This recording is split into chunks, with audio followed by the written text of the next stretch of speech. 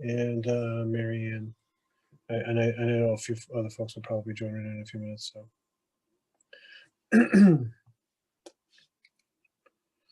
I don't think it's just Vanessa and Karen. So I don't. Okay, well, you know what? If others join in, one of us can pause and call the meeting to order for the. Yep, sounds good. That sounds good. Hey Nick, thanks for joining. So yeah, so I think we can get started. I think again we're just kind of kicking off, kind of based on the discussion from 2 weeks ago, talking about free cash. So I don't know, Bob, did you have something to kind of go through to kind of kick us off? Sure. Can you hear me okay? Yeah, perfectly. Okay.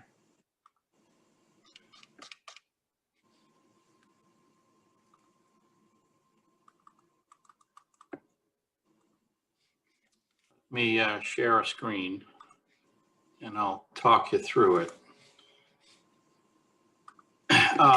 Earlier this week, school and town finance folks plus facilities met to sort of discuss the things FinCom had raised a couple weeks ago in more detail.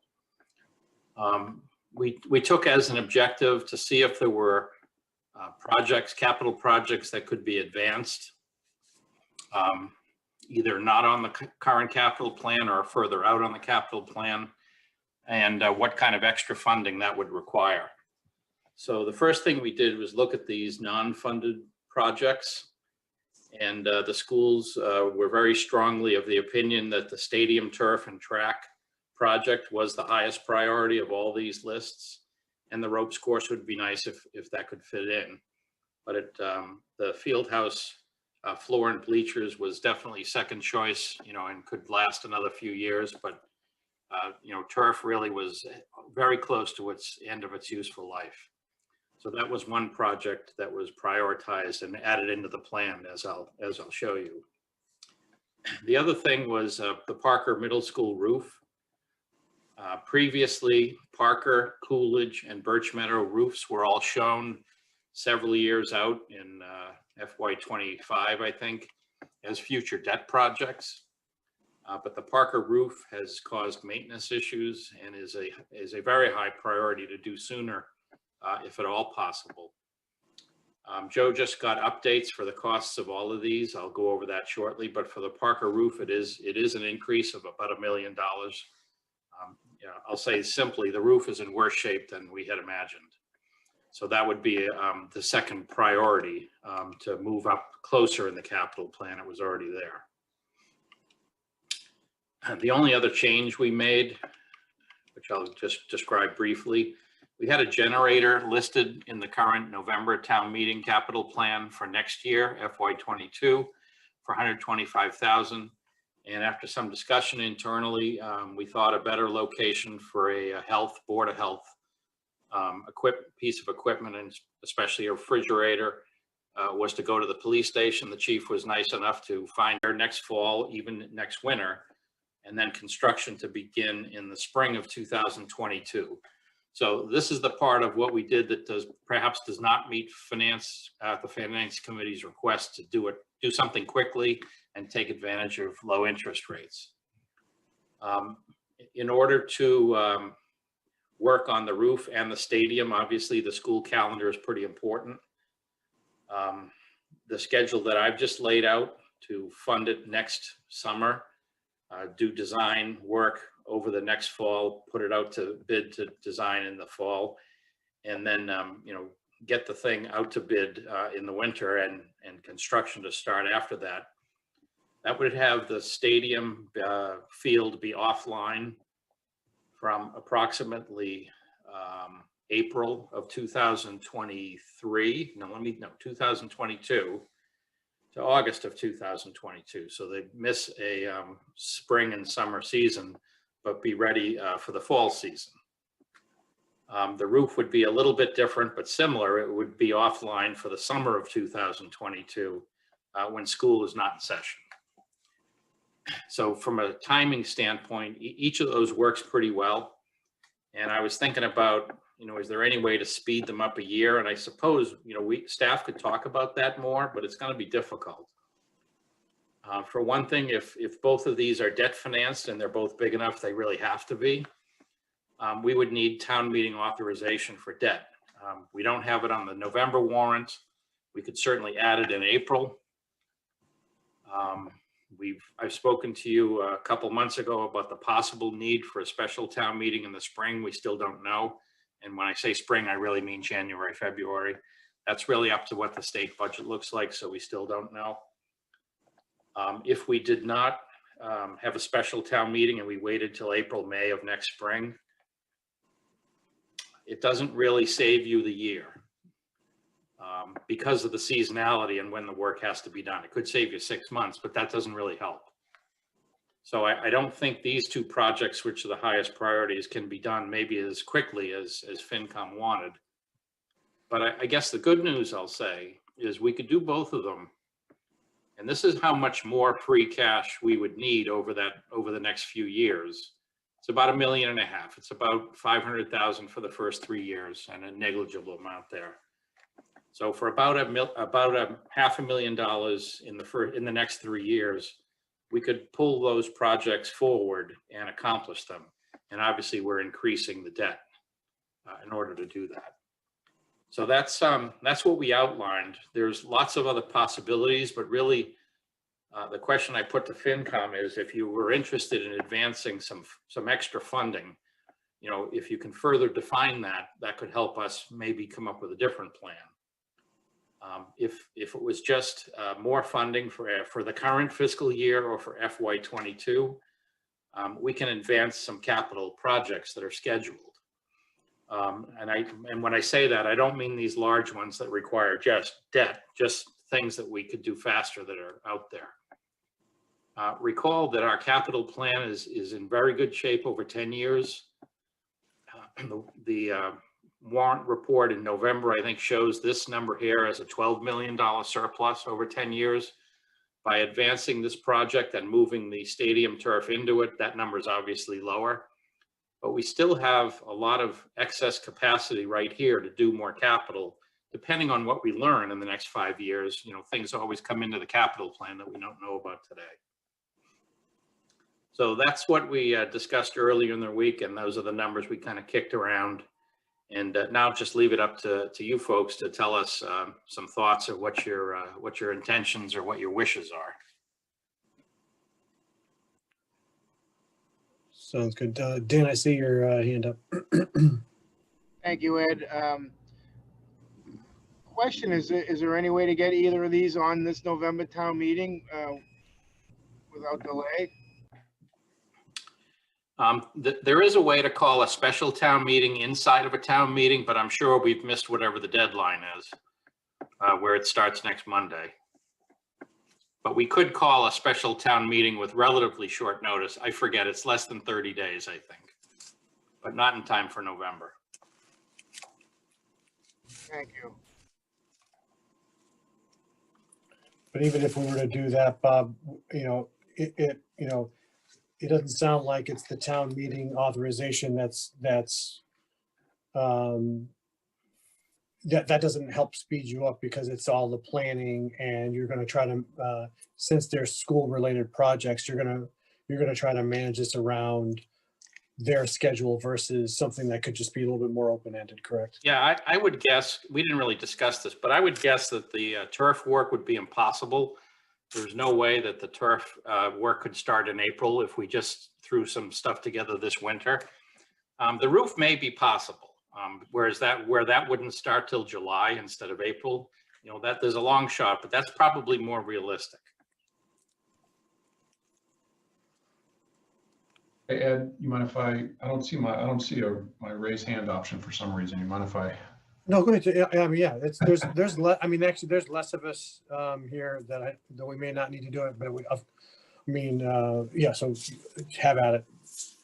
Thank you, Bob. Just a quick question on the the Parker Middle School, could you provide some color or some information as to what's included in $250,000 for design? I was a little surprised at that, but no, that's the number. Let me just look. Maybe I Joe got a will- document today from GNAP. Let me see if they went into any detail. Estimated design cost, 250. Let's see. They do that as 8% of the project, so it's kind of a cuffed number. 210 plus 40 for testing. So I know my experience with some of these projects is, that's an estimate, but it's usually not too far off. Okay, I guess I'm not familiar with this type of thing. I just don't know what design means, and Right. just on its face, that struck me as high, but that's why I was curious. Yeah, I don't think that it's a full roof replacement. Maybe that would take less design. You rip it off, put a new one on. But I think it's just to design into the current roof and do what you need to do. Again, though, it is sort of a rough estimate, rough order of magnitude. Thanks. And then on the timing on the turf and track, so would it be completed by the fall season? But I think you said it would start in April. What might be a question for the superintendent? What seasons or sports does that affect? And would it displace them? And would there be an incremental cost to accommodate them being displaced? So if we do it in the spring, really it's the track season. The summer, it would be more recreation events. So anything that's happening during the summer, we don't have any sports during the summer. So it would be any recreation activities that would be happening. If we have to move spring track, we could get away with doing away events for one season. We've done that before.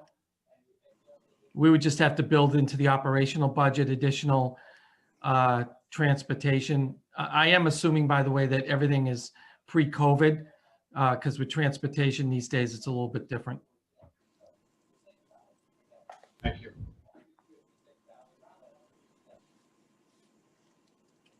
Karen, I see your hand.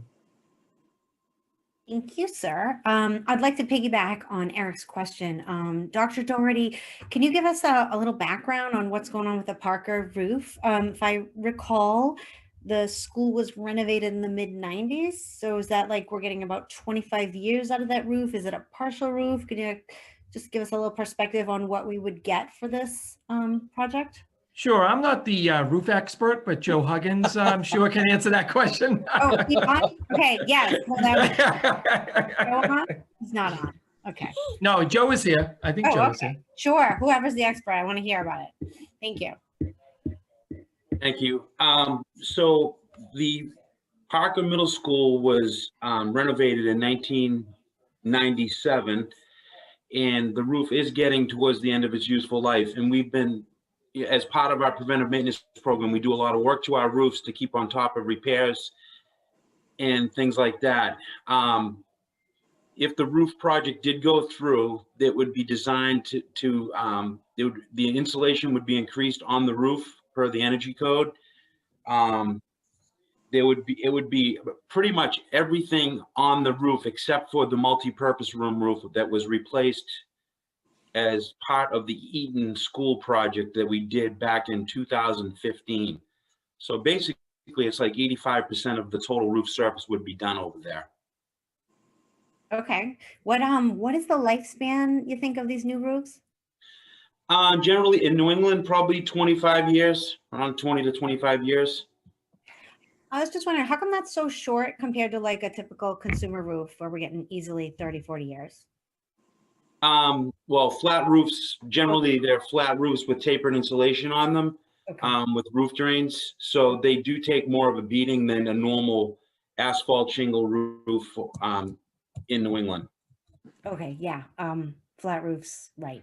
Okay. That's Yep. very helpful. Thank you. Welcome.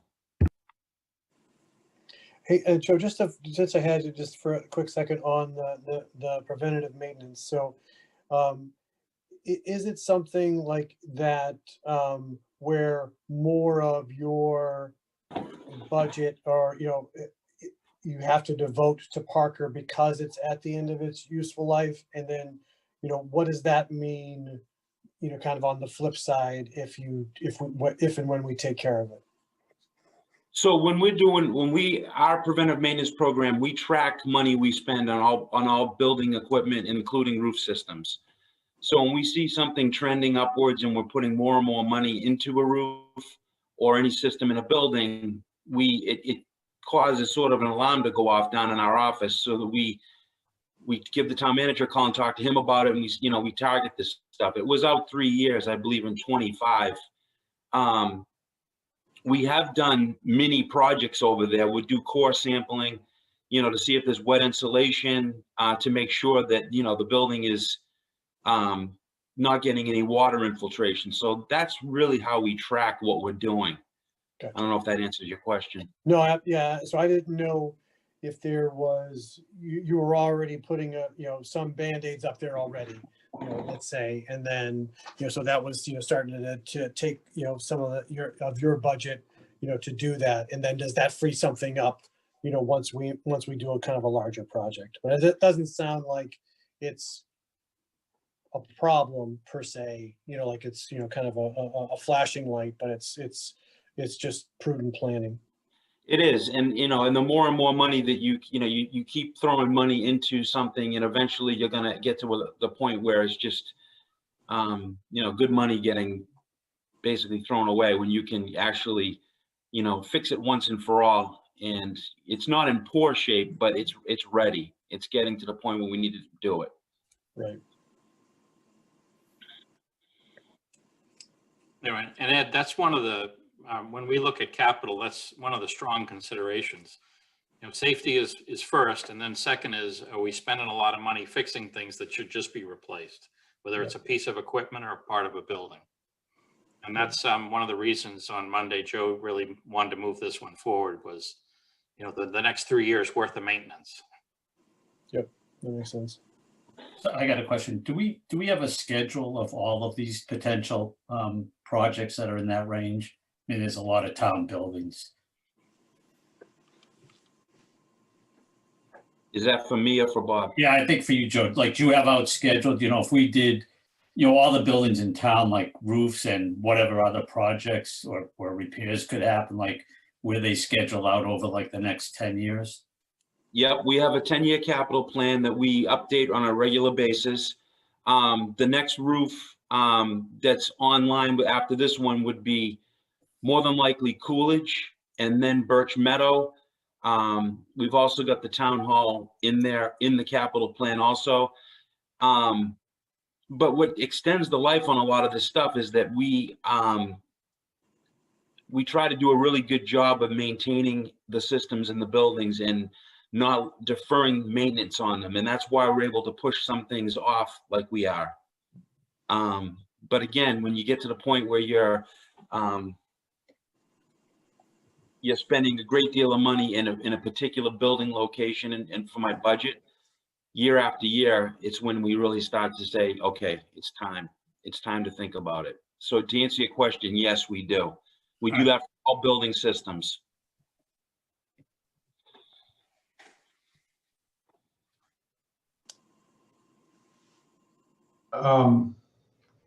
Ed, if I might, I mean, the way Bob phrased the question, I think, if I remember correctly, was, these are the suggestions on, pulling some capital forward and doing some stuff now.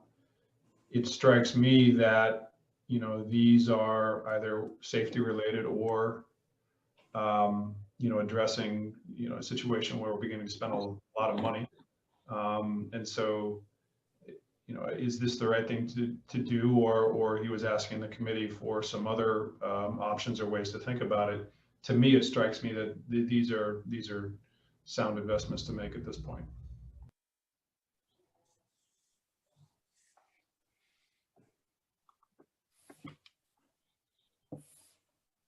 Yeah, I concur. I mean, I think as it relates to, to that, I mean, I think one of the things, and I think Bob, you kind of touched upon it, based on what we talked about in last meeting, is that, some of the, I think what we would started this with is there a way to be able to kind of really, kind of hit something perfectly where you could pull something in, and then it also would be more immediate, because you could take advantage of the rates and and things of that nature. And that I think would be and I that said, I agree with what Eric just said, in that if it's something that's going to drain the budget or kind of represent a safety hazard, then obviously that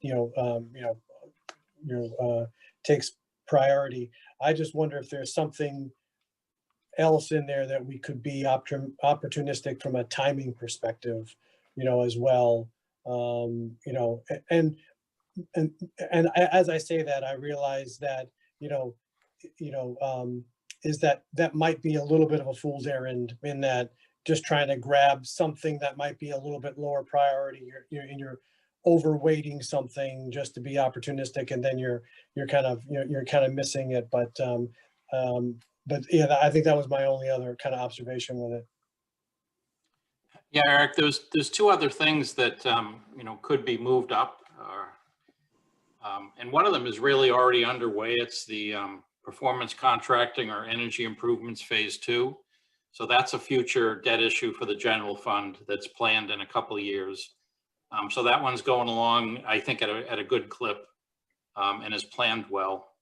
The only other general fund item that was large was some economic development work downtown, some above ground work. We have to do the water, sewer, stormwater first, and that's November town meeting requests. And then, just almost as importantly, maybe, is we really haven't had public discussions about what those improvements could or should be. So it's not realistic to move that one up just for those two reasons. So otherwise, there really isn't, knock on wood, there's no other debt issues out there other than the other things that are listed as unfunded. Gotcha.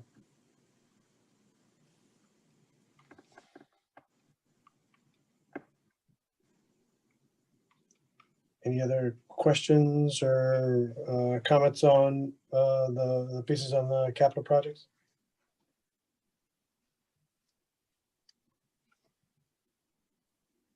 Ed, I have a question. It's Vanessa. Yeah. Hey, Vanessa, sure. Shoot. Thanks. At the financial forum, Sean Brand from the school committee had raised the question of accelerating certain repairs given the low interest rates right now, or maintenance or improvements that are necessary. Is this the appropriate time to sort of revisit that?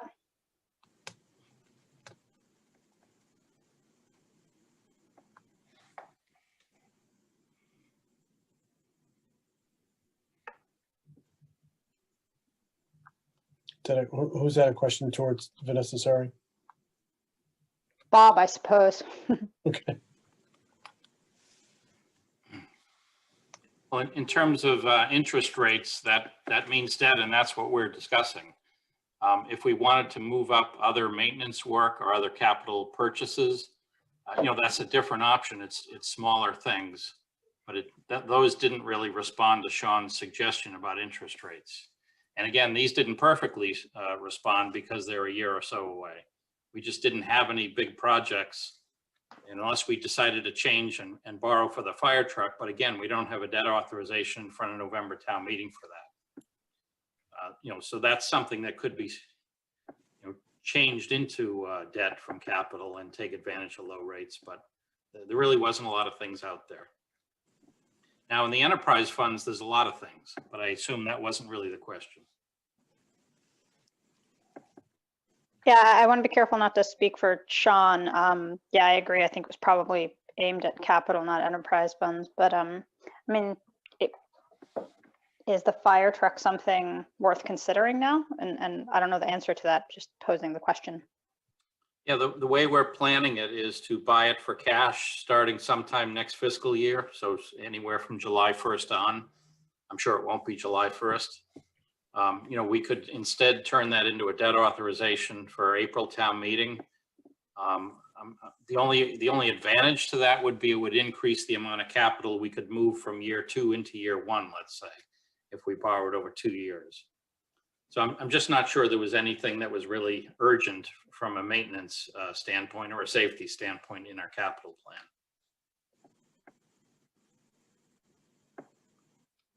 And if I can jump in, I think that's a good point, Bob, because while I join everybody who wants to leverage the low interest rates and do what we can, I think we need to be careful about pushing things forward that maybe don't need to be done right now, because by doing that fire truck on schedule, we get another year out of a piece of equipment that seems to be working. So I think it's sort of a balancing act.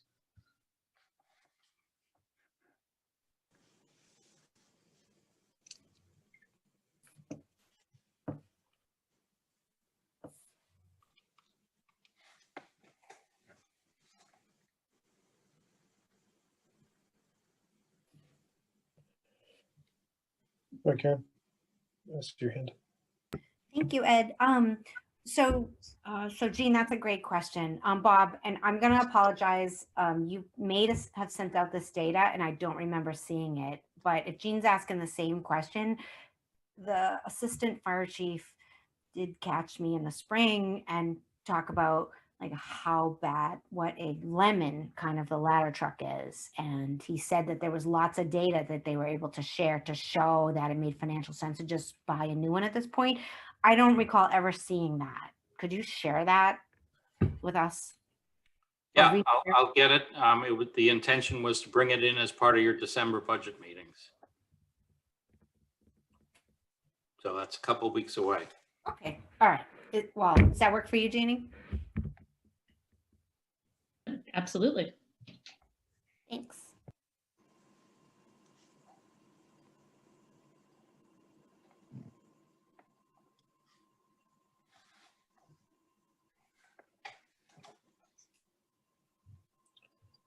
Any other questions as it relates to pieces of the what Bob shared on the capital plan?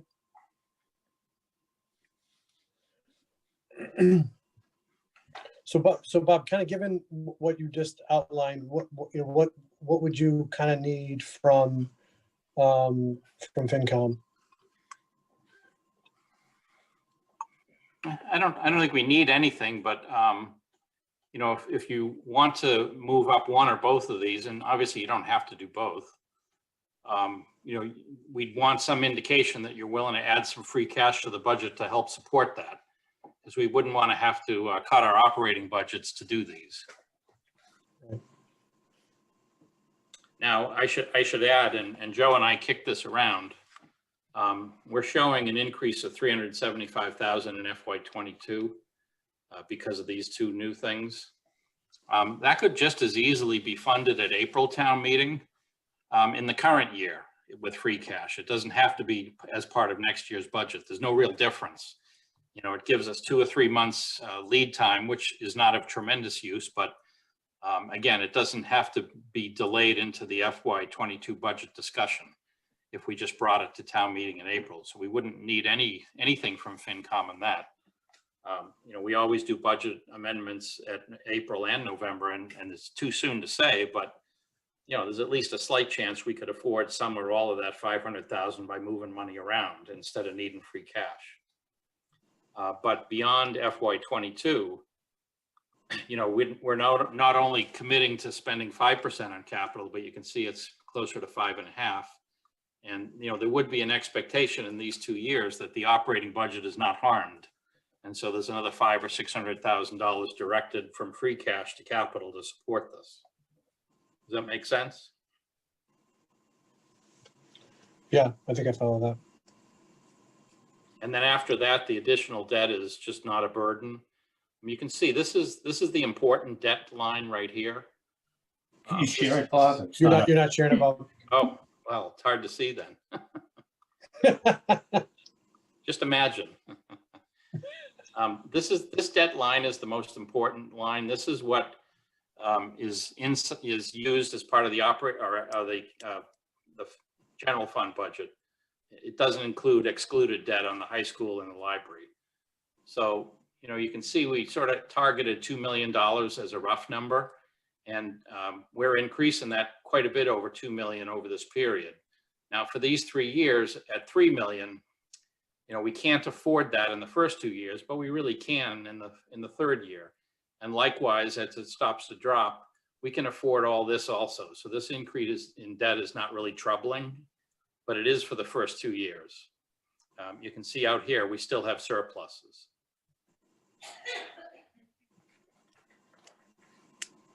And those surpluses do tend to get used up to some degree by things we find and things that break. But these are pretty healthy surpluses. It's not a normal capital plan to have those big numbers as projected surpluses. And again, that's assuming you stick with your 5%.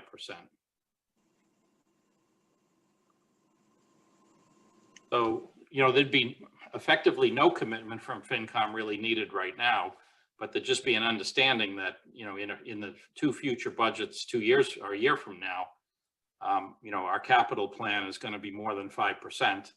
And, you know, if you want to stick it at 5.5%, we'd need some free cash to help that along. Most likely. You can't say for sure, but most likely. And just a kind of a clarifying question on that. So, you know, without us, you know, kind of, you know, doing anything, you know, kind of, you know, now as it relates to free cash, that doesn't, you know, hamstring it a little bit too much, you know, to, you know, just to kind of move things around. I know you mentioned that. I just, you know, wanted to clarify that bit. Well, anytime you borrow money, it definitely hamstrings you because you're supposed to pay it back. Whereas if you just list something in a capital plan, you can almost always move it out a year or two. But for debt, you know, once you've borrowed, you got to pay it. So it definitely cuts down on the flexibility. And, you know, I would want some understanding from FinCom, you know, now, I guess, or soon.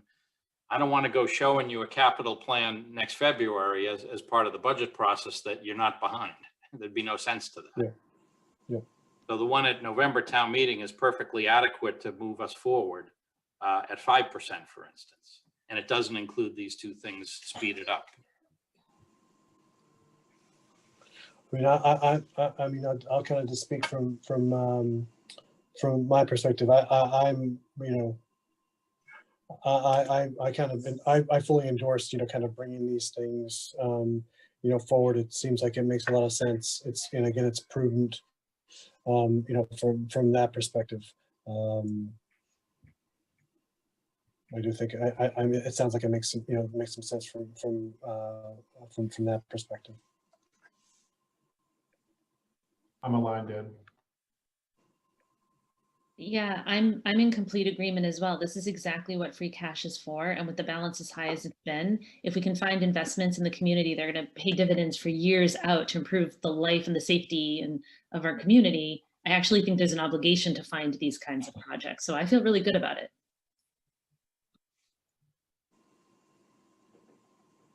Bob, do you have what the free cash looks like over the next few years with these? Do you have a schedule of that? Sharon remembers. Isn't it like around, I don't know, 13 or 14 million right now? It's about 15 million right now. So, and we seem to regenerate whatever we use. So it's hard to know what the next year is going to look like, just given, you know, the revenues did not look great at the end of this past fiscal year and how long that's going to affect us. So we could see free cash go down, but most of the time it goes up. Yeah, and FinCom did, I think, move 2.4 million forward to balance the budget. So we're by no means out of the woods with the operating budget over the next couple of years. There's still a lot of uncertainty at the state level. But again, when you're starting at 15 million, it is a luxury. It is a really nice place to start. The $2.4 million will be hard to regenerate, though. That's the only thing. Yeah, and so even if you add another 500,000 and then we have COVID, you're going to end up with more than 10 or 12 million, you know, almost no matter what happens over the next couple of years. And that's a good number. You know, there's many years in the past where 10 million would have been impossible to imagine we'd ever get to it. So 15 is quite nice. you know, and again, to Gene's point, maybe, you know, it's really nice to have that flexibility and to be fiscally conservative. But the reason the money's here from the taxpayers is to use it for them. Yeah. And we always have to keep that in mind. Nick, I see your hand raised. Yeah, I mean, kind of the soundbite I like is, and I'll say it again, is free cash isn't free, right? Of course, we're all aware that it's other people's money. At the same time, I agree with Gene and others that, you know, we want to put the money to work in a responsible way for the people that gave it to our town to spend for benefit of everybody. Bob or Sharon, my question is, can you remind us, there are two thresholds I want to make sure we have correct. One is just and there was a slide that I think Sharon had last time. I don't know if Bob, you or Sharon still have it, but it had the free cash amounts and it had the amount we have as a percent reserve. And so there's the reserve level that the FinCom policy sets at. I don't remember, 7% or 6%, but that's like the minimum that we need to have by our own policy. And then on top of that, there's the amount that came from, I think, the audit committee, and Ed said this before, and I want to say it was like 10 to 12% of what they encourage for a maximum and a kind of credit worthiness for rating your debt, right? And I think it was 12% or something like that, where if you get reserves up to a point, you're improving your credit worthiness in case you need it. And beyond that, maybe this is, yeah, thank you. This is what I was thinking of. So I just wanted to remind the team here of where we are and what's the window of where we are now down to that. I'll call it I don't know what you want to call it, kind of this amount that the audit committee, and maybe Ed, you can remind me of that. I thought it was 12% reserve that they looked at and said, You're right. this is what we'd love to see, right? This is like the best we ever see from a town. And then, so that's one important point, I think, for us to keep in mind. And then the other important point is going down to what our minimum stated policy is, right? And so we can understand those. So that's one side of the equation. And then the other side of the equation, the 5% investment in capital, that benchmark that we have, that's something that we either meet or change, but it's a benchmark this committee's had. We want to, I think, if we depart from that, explain why. And then think about separate conversations, you know, COVID, reserve, I'll call it, plus operating budgets, the three pieces. So could someone walk me through, I don't know if Bob or Sharon, if you're the right person, the 12% line, and I'm gonna get the number wrong, I should have this memorized, but the minimum reserve that we need to have. And let's start with that part. So it needs to be a 7% minimum, and we currently have over 16% of reserves. It will be a while before we hit any kind of danger of going under the 7%. We're at 16.4%. The minimum FinCom policy is 7%. So we'd have to use quite a bit of free cash to get there. I will say that the auditors have mentioned that double-digit reserves tends to point towards that AAA bond rating. Having a very healthy reserve is very important in getting a AAA bond rating, and that's why we have it. We do have healthy reserves. So we do there's like that balancing act that you're going to want to keep in mind, is that we don't want it to fall much below that 10%. If it's going to affect anything in the long run. But I will say that we've had very, very healthy regeneration numbers. The entire time I've been here, there's only been a couple years, no matter how much free cash we've used, that we've actually gone down. And if we've gone down, it's only been by like $500,000. We have not seen any dramatic reduction in our free cash from year to year. You see, like in fiscal 16 to 17, it went down 600,000 or 700,000, you know, so it's not, we're not seeing dramatic reductions when we do. So between fiscal 19 and 20, we're looking like 600,000 maybe going down. We regenerate quite a bit of free cash because we do have a somewhat conservative budgeting style, and that is what DOR expects of us, honestly. If we start to try and be overly optimistic when it comes to our revenues, they will push back at us when we go to set our tax rate. So I feel like even though we've used some pretty high numbers in free cash in recent years, we still somehow managed to regenerate the majority of it, if not all of it. And what's the number in that earlier slide, Sharon, that one, that the auditors are going to look at for bond rating? Is it the 15 million in the bank, Or do they It's respect that percentage. 17 million with the others as, and I don't know if those are estimates or like, is that money we expect to get or money we actually have right now? That's money we actually have on hand now. The percentage of your revenues is kind of, or percentage of your budget. We do a balanced budget, so I guess it doesn't matter which way you look at it. Of, over 10%, I would guess, would be what we would need to try and stay focused on maintaining. But we still have quite a bit of leeway, even keeping it at that 10%. And to go down to 12, what would that amount be? What's the differential to go from 4% of that number? Let me see. I'm gonna say 4 to 5 million, but. Don't have a calculator in front of me. Hold on a sec.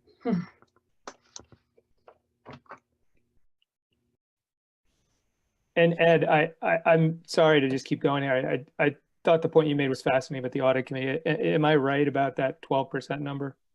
Yeah, that's what Sharon was referencing to. Yeah, that is that from a bond rating, it was again that double digits. I think 10 to 12% is what they look at for that AAA bond rating. So my thought in terms of making the taxpayers' money work for the taxpayer, having a good bond rating is in the public interest. Beyond that, I'm kind of wondering, why do we have this money? Right? Like, why are we're not a private company. We're not here to return, shareholder returns, whatever. We're here for the public, with the public's money. So that's just thrown out for the committee. I don't have a specific number. I get nervous when we get above. I feel like I have to justify as a member of the committee, if I'm asked, why, how I feel about retaining the public's money, right? If it gets over an amount that is benefiting the public. I could stand on that 12% number and say, look, we need a AAA bond rating if we ever need it. There's a good reason to have that. Beyond that, if whatever number, Sharon, you come up with here, if it's 4 to 5 million, that money is kind of like, I'm really interested in the best ideas of how we put that to work for the taxpayer now, because we have it. And if there's a need for COVID reserve where we're like, hey, we really think there's a big number here because of the uncertainty of what's going to happen in the next few days, let alone the next few months, fine. I just don't want to leave money in the bank account as a default and say, isn't this great how strong our position is? And we're still taxing people every quarter for owning houses in Reading, right? So those are my thoughts. 12% would be somewhere in that range of 11 to 13 million dollars that we need to maintain in reserve. So that gives us $3 or $4 million. We've got 15 million and we regenerate at an average about 2 million a year. So we do have a lot of leeway when it comes to the use of free cash. We've used some pretty hefty amounts of free cash and our regeneration helps to offset it. So I feel like, we have a little wiggle room when it comes to free cash and using it in this way that's being discussed. I don't think that's a bad idea. I also don't want to feed operating budgets and make them dependent on free cash, right? So that's the flip side. So I want to put the money to work. I like these capital expense projects as a way to achieve both objectives, right? We're investing public money for public good, but we're not making operating budgets dependent on free cash that you can't depend on year after year after year. So those are my thoughts. Thanks, Ed.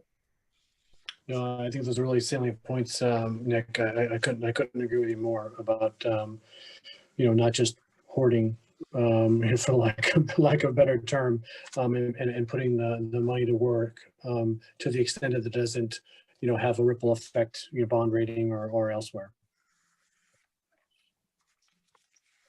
Sorry, Karen, I see your hand up. Thanks, Ed. Quick question for Sharon, since we have her here tonight. I have always wondered, so in terms of it's great to be able to borrow at the best possible rates, is there a significant difference in a AA and a AAA bond rating? And I was just wondering, do you have a sense of how many communities in the Commonwealth also have AAA bond ratings? I know Bob has mentioned in the past that, it doesn't have to be black and white. We have to have that AAA bond rating, but the questions that some of these other folks have asked are, they make, it's a good question to ask. Yes, I don't know off the top of my head how many communities have AAA bond ratings, but I do think that a community of our size, it's a very big accomplishment for us to be at a AAA bond rating. So there are a lot of our peers that I can think of that are at AAA. But there's a big difference when it comes to borrowing between being a AA and a AAA. We borrowed at, I think, 1.49% the last time we borrowed. So and rates are probably lower now. So I feel like having and maintaining a AAA bond rating is always going to be advantageous for us, especially if we have projects that we want to borrow for. But I don't know the difference of percentage points of what a AAA to a AA would be in terms of how much you would save. That would vary depending on what the market looks like. But I can find out for you and get you a chart of all of our peer communities and who's AAA and who's AA. I think Sharon hit on the most important part, which is whatever the difference is, it's not that material when you're borrowing a couple $1 million at a time.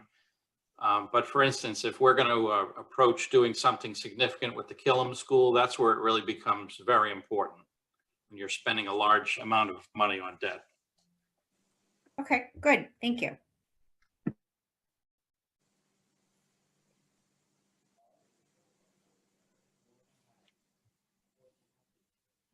Hey, Mark, go ahead. Sorry. I didn't have my hand up. Oh, sorry.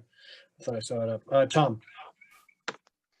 Yeah, thanks. And sorry I was late, and unfortunately I've got to jump a little early as well as I run from meeting to meeting, so I apologize for that ahead of time.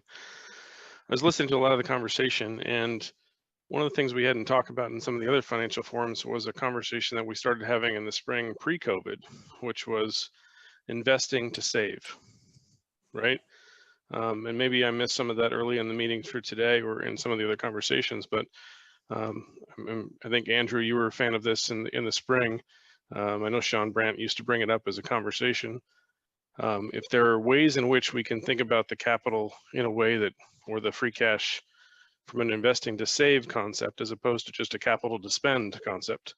And we may not be ready for that right now, but I don't want to lose that possibility necessarily, or I suggest we don't lose that possibility. If we can think about how it could be used in the spring or next summer or something else, and we have time to think about it. So as we think about, how to use the money, how to adjust the capital plan, I just would hope and encourage the Finance Committee to think more about that concept of investing to save again, and put it in the back burner, in the back pocket, whatever the case may be, so that we can think about how we can bring projects forward that help in savings as well in the future. I was triggered by Nick's point about not wanting to, inflate the operating budgets, right? Just by continuing to give free cash. And I agree with that. And I'm hopeful that we can think about this in more of that invest to save approach. And we've talked about special education and other things like that in the past that might benefit from such a possibility. So I just want to make sure that's on the table or in the forethought again, so that we don't just spend the free cash in capital necessarily, as might be the way in which we're proceeding right now. So I hope that makes sense. But just want to put that back on the table. Ed, do you mind if I respond? Yeah, go ahead, Gene, please. Yeah, I completely agree, Tom. I think that's a really good point. And the one thing that you made me think of was the performance contracting. I think maybe falls under that category. So it may not be exactly the right time right now, but it's something I'd like to see kept. I would like to see kept on the forefront. For your exact point, is if we can invest money in something that will save us money down the road. I think if I understand that right, I'll defer to Bob if I have it wrong, but I think that's an example of what you're talking about. So I think it's a really good point as we're making these decisions to keep at the front of our mind. Is it's one thing to. Well, I even think maybe the turf fixing. You fix a roof. You're now not spending money maintaining that roof every year. So I even think some of what we're doing may fall under that category. But I think it's a really good point in terms of directionality and how we approach this. I think you're exactly. Yeah, I agree. And that was kind of some of the questions I was, I was asking Joe is kind of along those same lines. Like it's, if you're, but I think your point's fair, Tom. It wasn't kind of pointed directly at that.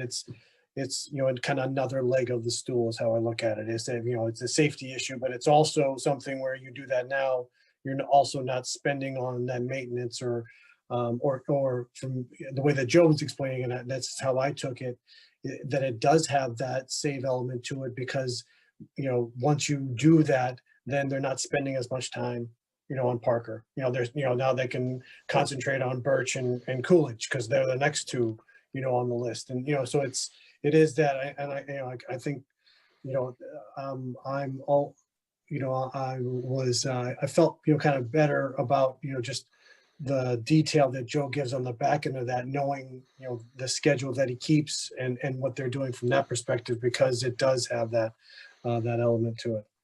Yeah, fully agree. And then Gene, yes, that program is definitely one of those ones that fits into that category. I was also thinking about some of the conversations we had, I want to say back in February we had, where we thought about, is there a way we can invest a little bit of money and then start saving some money in some of our special education programs?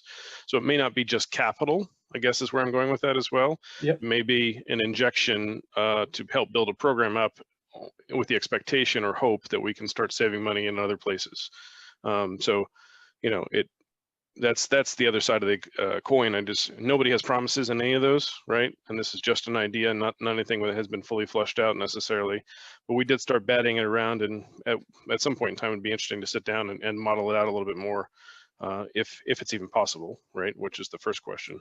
But just thinking about it, making sure we don't discount it completely until we've really investigated those possibilities.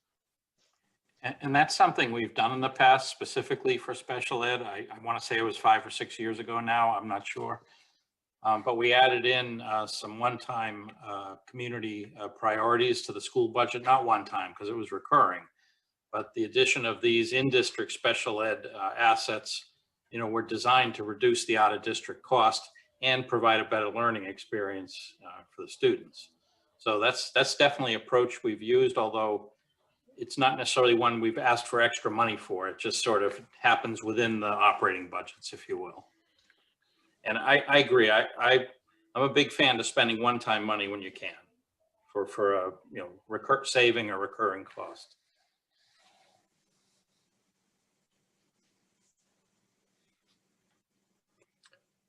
Andrew, I see your hand up.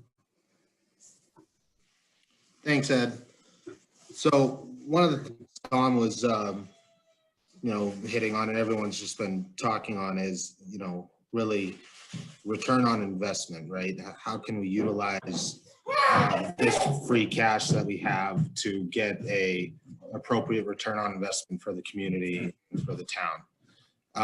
So I think that's where the biggest problem lies here, right? So if we went to schools and we said, hey, what could you use that potentially would reduce costs, that would be a reoccurring cost, but in turn would reduce your overall operating spending, right? In school, essentially, there's a liability there, there's a risk there that the town has to feel comfortable for outside of our circle, to say, yeah, we want to take this risk or this, assume this liability for this position or for this purpose, and hope that we get the correct return on investment. Now, I know we've definitely talked about this for the past almost two years running now. It seems like things come in the way, mainly the pandemic.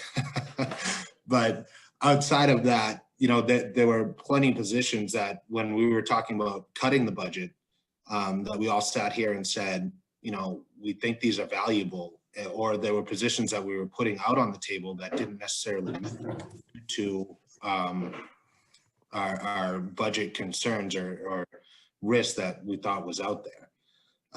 I will say, I think it needs to be brought to, I don't know the avenue or the conduit to get the information out there and have ideas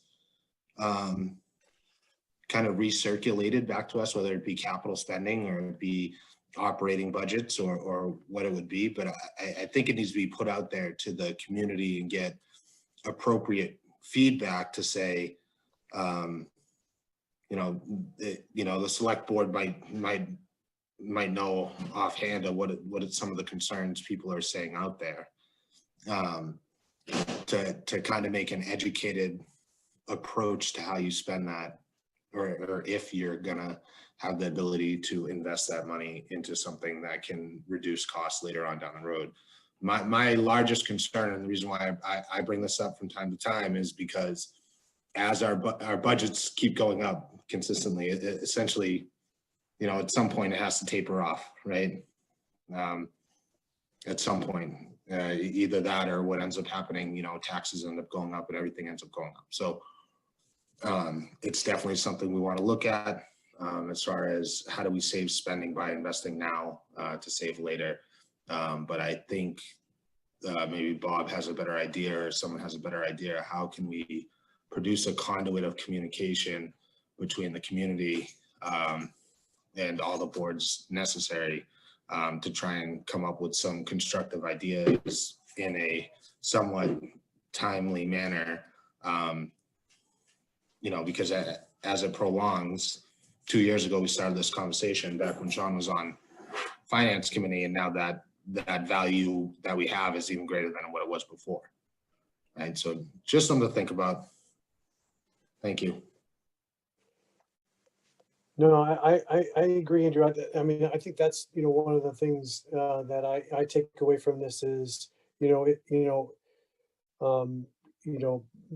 kind of raising that awareness on our side, but then, you know, obviously I think that's, you know, it tends to, you know, that then it kind of shuffles to, you know, whether it's the select board or, you know, or I don't know the right entity. I think I'm in the same boat as you as far as, you know, is it a combination of the select board and schools and so forth that, and Bob, you know, kind of looking at that. But I think that's, you know, if we're kind of showing that openness to it, you know, then I think that's hopefully starts to, you know, kind of pave the way for, you know, for that level of discussion.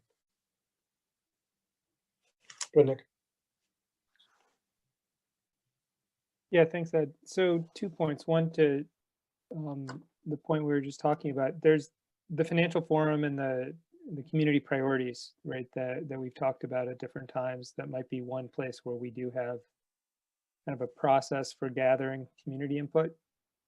And we could revisit that, you know, if there are, for the, you know, Bob or the superintendent, you know, if there are ideas that have, you know, that have been raised or suggested by at various times, right, in a recurring way, you know, it's a good time to remind us as a committee of those. To Tom's point earlier, that I agree with Tom's objective. If you can think of not only spending money to achieve some benefit, but also spending money to build a capability that will save money later to achieve the same benefit, I'm open to that. The second concept I wanted to introduce here was this idea that within town and schools and our accommodated costs, and so we have these two overlapping circles, right? Whereas a town, we've kind of town, small t, right? Not big T, right? Where we've taken the two parts of our budget and we said, okay, there's some places that are accommodated costs. We're going to address those like kind of above the line, to use a tax analogy. We're going to pay those expenses out first. I wonder if there are, and I don't know, Bob and Dr. Daugherty, if you've had this kind of bigger picture discussion in the recommendations that we see in Bob's spreadsheet. Just tell me if you have, and I'll check the box and move on. But the idea is this, is looking at the assumptions we've made as collectively about what goes into accommodated costs. And what I'm wondering about is, just from my experience on school committee, and this is not about the school budget, it's just an example from my personal experience that makes me think this way. There are some external costs that you don't control, right? They're maybe baked into the accommodated costs, maybe they're baked into your budget, but you may, so I was thinking of this, the special ed cost center within school committee, right? So that is rapidly growing, right, as a matter of public record. And there are certain kind of, non-discretionary needs that you have to meet, and you don't control that demand. And I always felt like sometimes it puts the budget process under, it's almost like taking a balloon and squeezing one side of it, where you have to meet your legal obligations or your mandates. You don't control the demand for that mandate. In that case, in terms of student need and what they need, you have to meet the needs where they are and as they come to you. That's not discretionary. And some of that is baked into the accommodated cost, but not all of it, not the indirect result of that on other parts of the budget. And so what I'm thinking of is, if there's areas where external costs that we don't control as a town, either on the town side, Bob, or the school side with the school committee, that we could relook at our accommodated costs and say, are there other things that should be accommodated costs? And that would affect how we put a number on the budget and free cash and everything else, I think, right? Because there's an operating budget piece that's discretionary within the experts that are responsible for that budget. But then there's a piece of it where you just got to have roads that work. You got to have pipes that work. You got to have fire engines that work. You got to meet student needs on the school side, right? So you don't, I'm just wanted to take a fresh look at accommodated costs and update that, Bob. I've been rambling, but I hope that makes sense. I don't know from Bob and from the school committee, if someone could comment on those. If have we taken a fresh look at, in light of where we are in our free cash position, at our accommodated costs approach? And it wouldn't be to use free cash for accommodated costs. It would just be to say, maybe in the budgets, we need to consider some more things as accommodated costs that we haven't in the past. So sorry for rambling. I hope that made sense. Ed, can I take a stab at that? Yeah, of course. That'd be great. I think one of the strategies that was put into accommodated costs several years ago, which we've used at various times, is the community priority.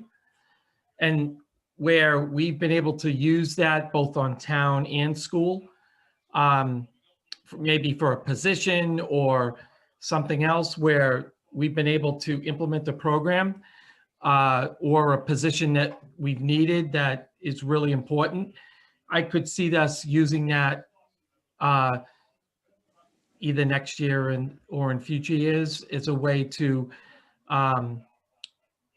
address some of the issues such as special ed or some of the other areas. But I think the community priority piece, and that's something that Bob and I are always talking about, is that, we did this a couple of years ago with our CASA, when we were transitioning that from the grant to the police department operating budget. So I think that is an avenue that we can use that we've constantly talked about.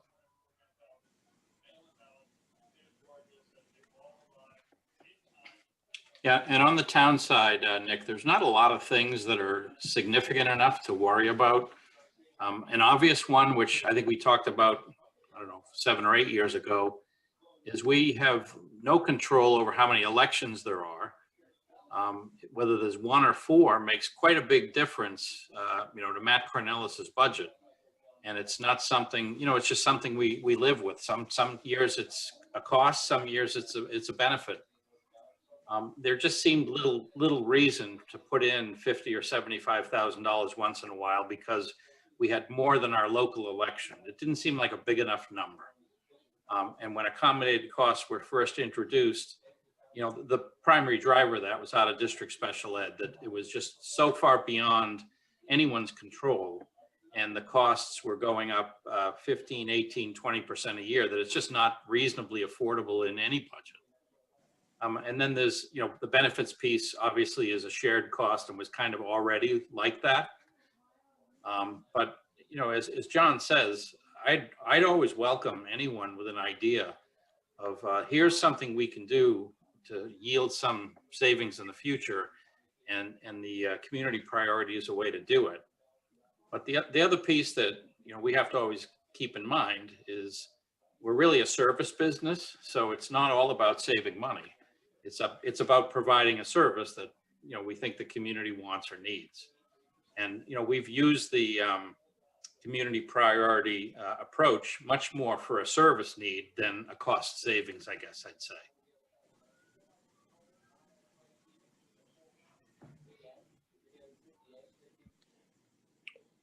Andrew, I see your hand up.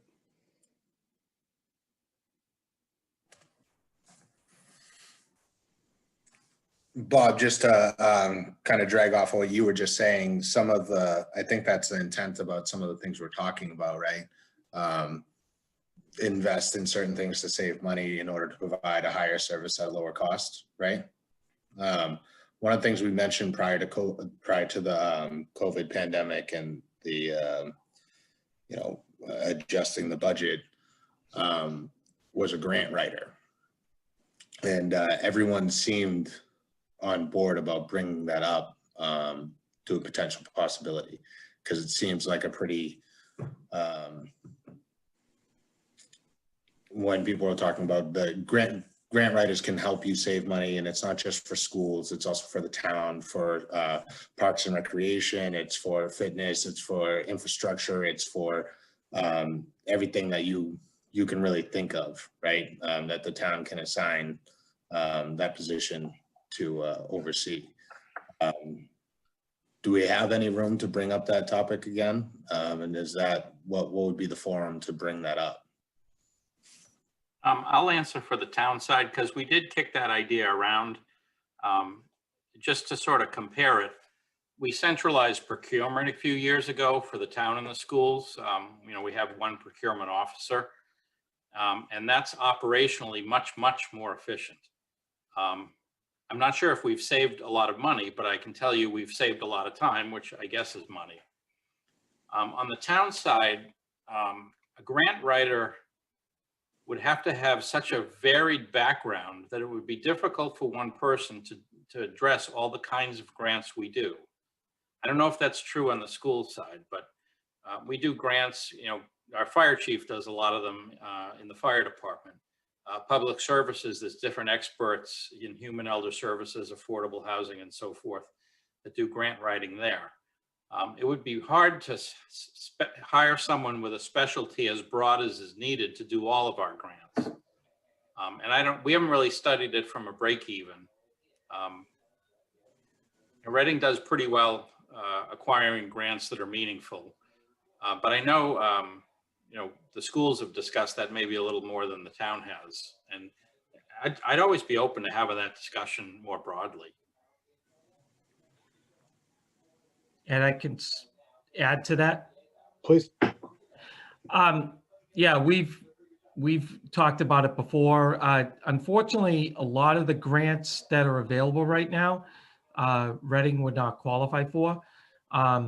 We have applied over the last few years for the grants that are federal and state, and you know, we have received small grants.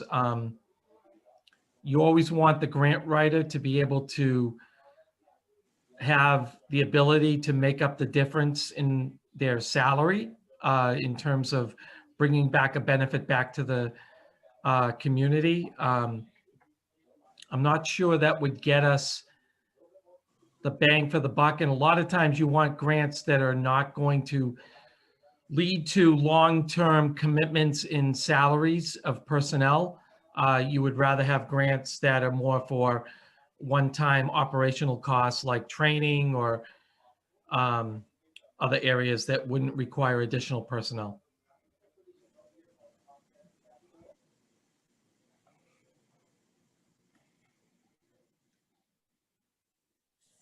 So, Ed, if you don't mind. So, John, you've mentioned that several times. Seems like you guys are very proactive on the grant writing. Anyways, it seems like the whole town is very proactive on the grant writing. I guess to your point, Bob, you know, the versatile background, right? We talked about you know, kind of the qualifications of that said grant writer would kind of dictate the scale of which you would hire that grant writer, right? So having the ability to have the position, if you think there's a benefit for the overall town, right? So people write grants all the time, not saying people don't write them good, and they probably write them great. But a lot of times it's about how you're writing the application for a grant and the content that's in there and what you're writing it for. You know, so if there is some type of work, I'd be interested to hear from you, Bob, if you think there are a lot of items that we may miss, even if they're small ones, or maybe not. Maybe it's something like John's saying, it's not worth it's bang for the buck, and it's not worth the return on investment. But you know, 7 months ago, we were having this conversation and kind of seemed collectively, somewhat seemed like a good idea. Now it seems we're a little bit more conservative in the conversation to that.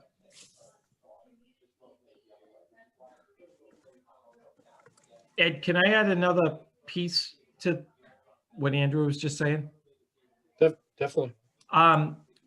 It's not just the writing of the grants and receiving the grants, it's the management of the grants. You know, for example, we do receive a lot of grants right now from the federal government that are entitlement grants, which require a significant amount of time. I know Gail spends a lot of time each month with uploading those grants, maintaining those grants, reporting those grants. I'm sure Sharon does the same thing with the grants on the town side. So there's another piece to it than just writing the grant. It's the management of the grants, which does take a lot of staff time. So you have to weigh the benefits of the grant versus the amount of staff time that's needed to manage those grants.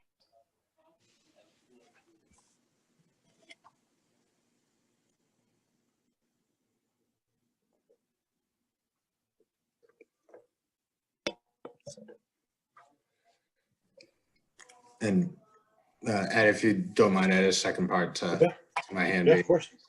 Yeah, definitely. Thanks for clearing that up, John. Appreciate it. It's definitely something to think about and have your insight. So thank you.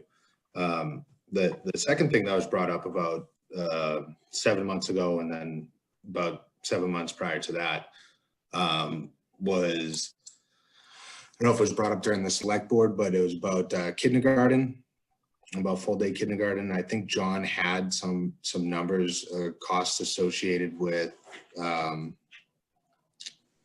town provided full day kindergarten versus tuition provided full day kindergarten. I didn't know if you had, and you probably don't have them right in front of you, but if you had if you had a projected cost of what that would cost per year on operating, or at least per next year or whatever, I'd be interested in hearing what those numbers are. Ed, do you want me to respond? Please, yeah. Better than you than me. Yeah, essentially it's, Andrew, it's what we would take in charge to the operating budget from the revolving account each year, which is about 1.1, 1.2, which includes salaries of of half of the kindergarten program for teachers, paraeducators. There's a portion of the salary built in for any staff that would be a part of kindergarten, which would include a piece of the principal's salary, the specialist salary.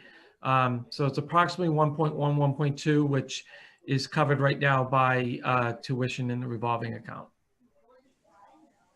Thank you, John. Ed, if I might. Yep. One of the areas that is certainly worth thinking about and exploring a little, is sort of COVID has brought the emphasis as to how people do business with us, either on the school or town side. And, without technology, we'd all be sunk. So we did a really good job over the last 10 years increasing and improving our technology. But we're a municipality with technology. We're not a professional organization with fancy technology.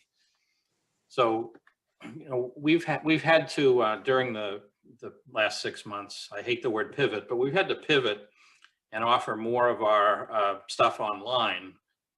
And we really weren't prepared for that. One of them was a software vendor that just decided to go on the cloud with no choice, and it cost us, in addition to a lot of money, quite a lot of training time to change what we're doing completely. So, 10, 12 years ago when I joined, I guess it was more than 12, we sat down and did a really comprehensive look at all our technology. It might be time to do that again from a long-term planning standpoint. And it's a guess, but, to try to guess how much of what's happened in the last 6 months will be a behavioral change where people will want to interact with both of us in just a different way. And do we have the technology infrastructure, never mind the staff, but do we just have the infrastructure in a satisfactory place? Because, technology has always been a vital part of both of what we do, but somehow it increased in value in the last 6 months. If I could jump in, I mean, it might be tiptoeing into the school department, so I'll be very cautious. But I think Bob's point is really salient, and I have a lot of contacts in the education field, and I think what you just talked about, Bob, more from the town side, I imagine on the school side those same questions are being asked. Education looks completely different in the COVID era, and while I think I'll speak for myself, I can't wait to go back to how it used to be. I do think that there, right? But I do think that there are certain segments of students and certain moments in education where teachers and students are finding, oh, this works for us, right? Like this is something different we've never done before, and we're finding a way to certain students populations I think are really thriving in the remote environment, and that could have implications to technology costs for education going forward. So the only reason I bring it up is I think Bob's point was a really good one, and I would just encourage John and the school staff to be thinking about those questions too moving forward in terms of technology needs on the school side. There aren't a lot of silver linings in the COVID mess, but if we could find some opportunities that, this is a good opportunity to reflect on that. So it's a really good point. And Jean, just to piggyback on that, I completely agree with you. The one fear that Gail and I have talked about several times is we've purchased an awful lot of technology laptops for students this year, for those students that do not have access at home. My fear is in 3 to 4 years, when these are reaching the end life, we have a big number that we're going to have to replenish. Except computers are going to cost $5 each then, John, so don't Okay. No, I hear you. It's a good point. It's a very, very fair point. But again, I'm getting a little bit outside of my role on the finance committee, but I actually find from an educational perspective, it's kind of exciting to think about how there's an excitement to this moment, I think, for some kids and some teachers. I agree.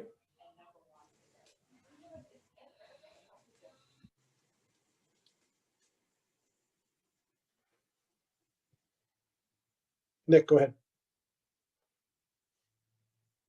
Just to follow up on the exchange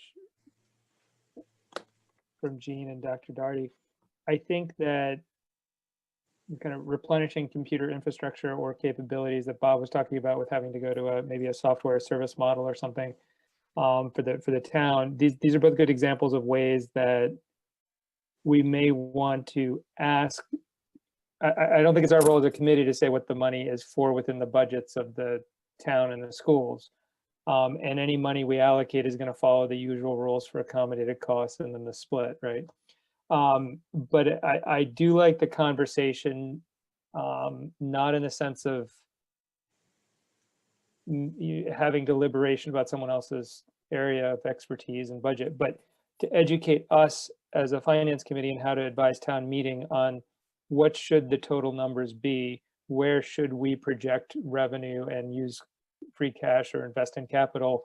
And what I take away from the last two comments is that there is some infrastructure, be it our, kind of our soft infrastructure as a town and school system, that we should really think about asking the town manager and the school committee, what are your needs in this area? Please advise us as a committee, and look forward 3 years like the superintendent just did. So we can be thoughtful about what reserves do we want and what do we want to, I don't know, kind of think about having to, that the increase, we always think in terms of increasing in budgets as percentages, and it may not be that smooth. That assumes that the costs are incremental and staged and linear. And there may be investments that are quite, non-linear, like a whole bunch of laptops going out of their useful life or switching from one software program to another on payroll or whatever it might be for the town.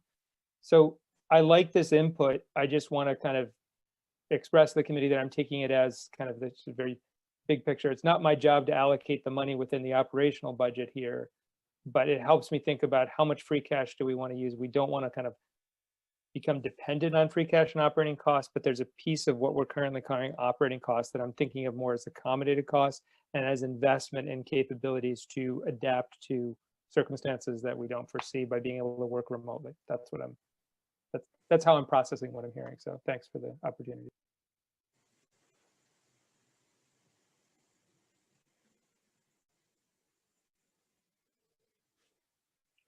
Good stuff. Any other questions or comments?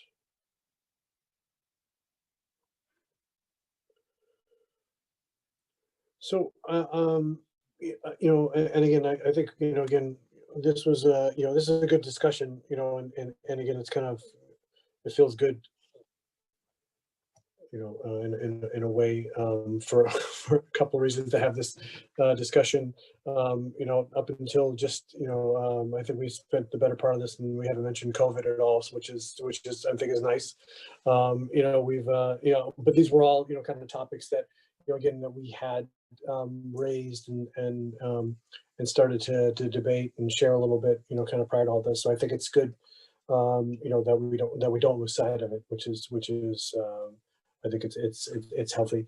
But was there and was there anything, speaking of COVID, was there anything else kind of within here, Bob, that anything kind of new that's kind of come to light in the in the last kind of several weeks as related to that, or is it still pretty much? I think you might have referenced it slightly that things are still up in the air from the state level, but just curious. You're on mute, Bob. We have till the end of December to spend a certain amount of money. I want to say we've spent about half. Maybe there's about $1 million left for COVID-related one-time costs. So we're in really good shape for the rest of this year. How flexible that money is to creep into the time after December 31st is still up for debate. I think we can do a little bit of advanced purchasing, but absent any other changes federally, we need to live within the COVID funding we have, which is why John and I thought it would be prudent to ask town meeting in November for more funding for this year. So, it's really hard to know, but I think we're okay for this year, given what's going on. And if something changes significantly, I have to assume that every community will be in a difficult position and there'll have to be money found. So it's not like Reading is going to have, some difficult circumstance that others don't have. Right. Certainly going into, past July 1st, next summer, if there are COVID impacts, John and I, it's a philosophical question. Do we build in COVID costs? And what we discussed over the last month was not so much. If by the time we roll around to April town meeting and figure out we need some, maybe we do some free cash work that also. And I don't have any more specific details than a month ago when we last talked about it. Sharon has a little more details on how much we've spent or how much funding I guess we've asked for reimbursements. Are you up around 900,000 or so, Sharon? Other than school stuff on different grants? Just for the CARES grant, 910,000 was the last reimbursement. Yeah, so we're in really good shape as far as that goes, as are most communities. The funding was pretty generous. I think if the deadline would just be pushed past December and not even increased, a lot of us would be very happy. Yeah. I was just going to ask that. It doesn't seem like it's it's more the timing than the amount. Yep, definitely. And I don't know, John, if you know, but among the peers I talked to, nobody has spent the whole amount. It's not even close. So it's not like we're somehow lagging. It's just the amounts were very generous. That's correct. And no one knew, so they just picked a number.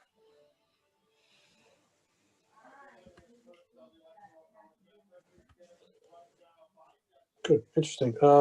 Thanks for that. Appreciate it. Anything else, kind of, on this topic? I know we've spent a good deal amount of time, and it's been, again, I can't reiterate enough, kind of an excellent discussion. Kind of hitting on a lot of pieces. Bob, are you kind of feeling a little bit more, kind of comfortable with? Yeah, I think what I've heard tonight is FinCom is interested in a capital plan that kind of does this sort of thing and heads in this direction. Obviously, during the winter, we still have work to do on capital, and it's not like we've just given you our April capital plan. John and I will sit down, I'm sure, and talk about some other things, whether it's technology or other things to, consider doing some more long-term planning for. But I think the direction you've described tonight and given to us is very helpful. Okay. Which is put some of the money to work in a productive way. Well, that sounds good. So any other kind of business as it relates to that? I think we can kind of put that one to bed. And I think that was really the main agenda item that we had for today, correct? I'm actually looking at, oh, where is it? Here it is here. Yeah, I think that was the only thing that we had.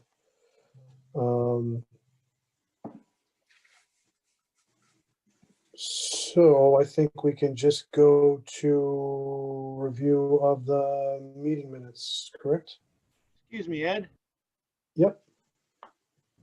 We did receive a letter from Oh, Bill yes. addressed to the finance committee. I was wondering if we were going to be able to discuss that.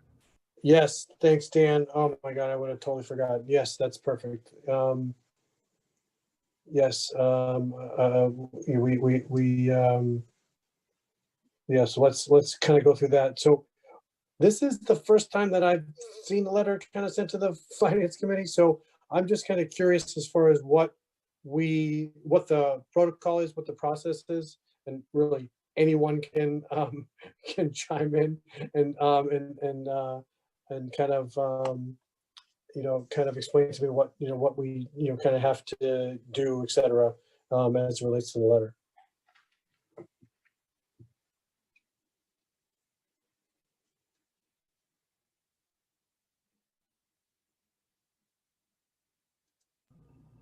I don't recall getting this come up in any discussion with the library budget or anything like that. I'm kind of thinking that it's something I think that could be put off because of financial constraints. I don't know if it's a good time to be doing this. Just to introduce the topic, this is about adding a position to the library. FinCom can do whatever it wants, but formally the library trustees have not sent a budget to me that has this. It's just a discussion item. So it wouldn't be appropriate for me to comment on it. And I'm not sure if it's appropriate for you to comment on it until you see a request or until I see a request. It's a discussion right now. Now, I fully expect to see a request, but I'm just saying as a matter of formality, I don't want to jump over the trustees in any way, shape, or form. It's their budget. And so just from a timing perspective, do you anticipate that happening in the spring?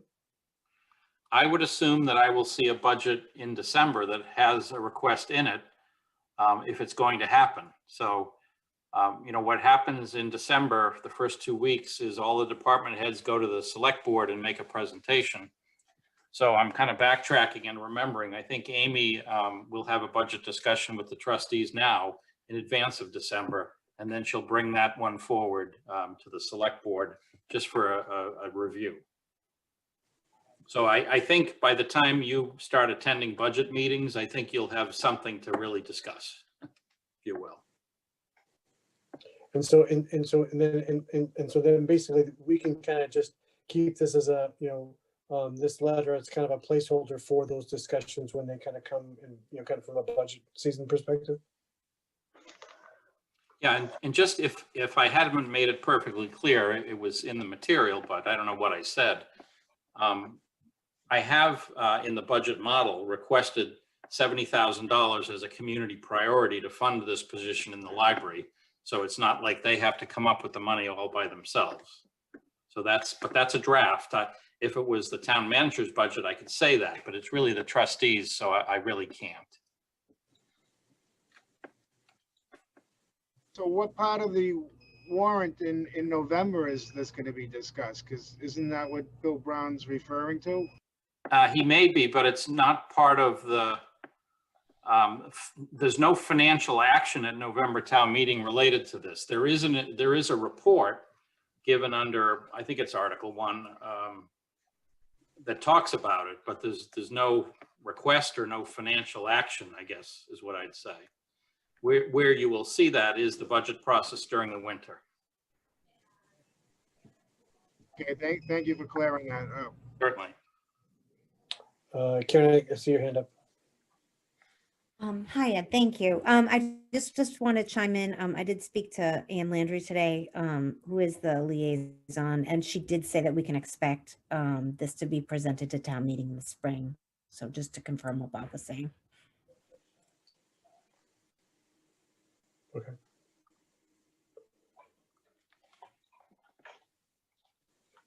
Go ahead, Andrew.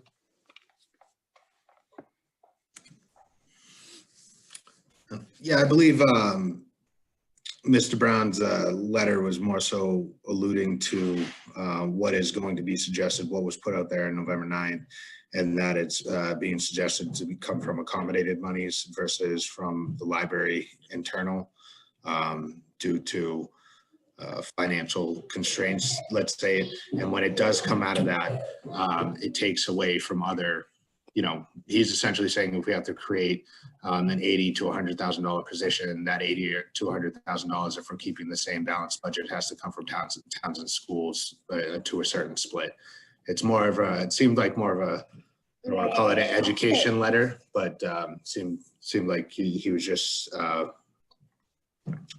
kind of informing the process of accommodated monies to his knowledge.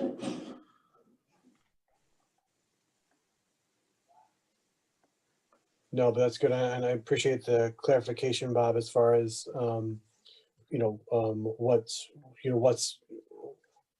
what's in town meeting for, for this town meeting and what we've approved, and it's good that we're not there yet, so it's fine. All right, good. Anything else? Dan, thanks again for bringing that up. I would have completely spaced on it. So thanks again for bringing that up. Anything else, or can we go to review of the minutes?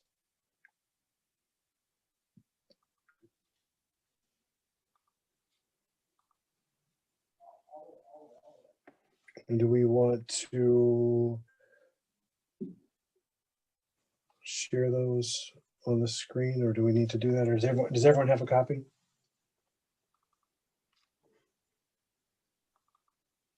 In the packet, I believe. Yep.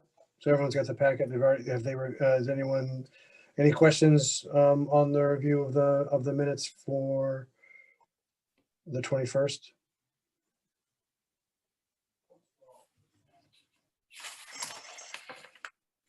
If not, I'll entertain a motion.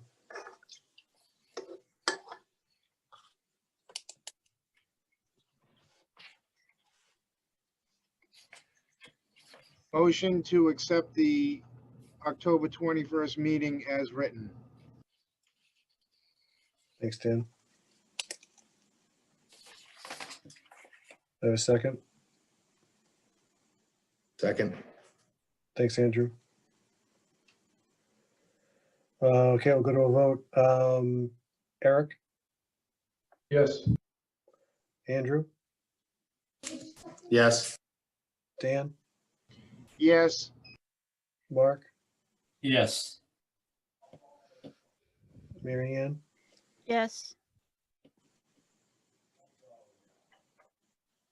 Sorry. Nick? Yes.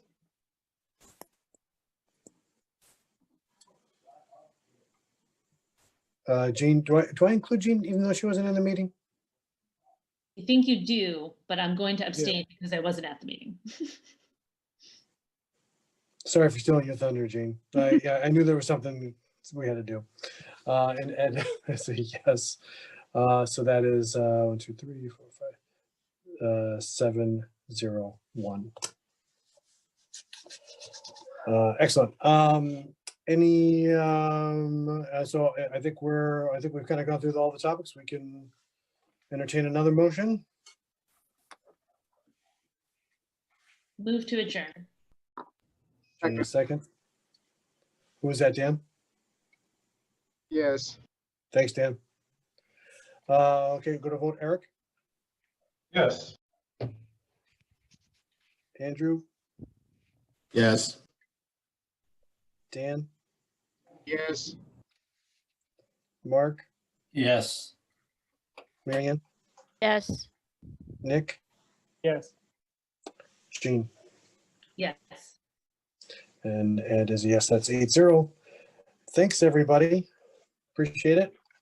Bye. Good See night. all you guys next week at town meeting, Say, don't forget to practice town meeting Saturday at 11. 11. Have a good one. Thanks, See everybody. Bye-bye. Thank you.